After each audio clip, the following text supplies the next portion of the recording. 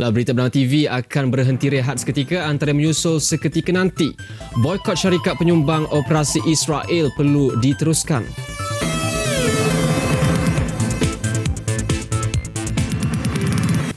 Rakyat Malaysia perlu lebih lantang dalam menyuarakan kebencian terhadap tindakan kejam rejim Yahudi ke atas penduduk Palestin. Untuk itu, langkah memboikot syarikat yang memberikan sumbangan terhadap operasi Israel perlu diteruskan. Terbaru, Kesatuan NGO Malaysia menentang kekejaman terhadap Palestin komplit memulakan kempen walkabout memboikot Israel.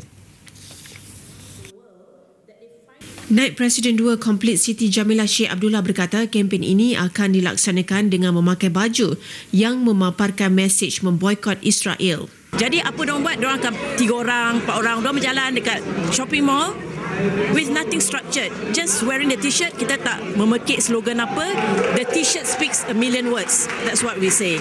We are not going to chant anything, nothing, because we are not allowed to do that. Supaya bagi orang, bila the student pakai, kita pakai, dan orang tengok, they know lah what is it all about. We are boycotting because, but if they want to know further, we will tell them why we are boycotting this product, because there's reason why we are boycotting, not for, we did extensive research to find out why this product should be boycotted.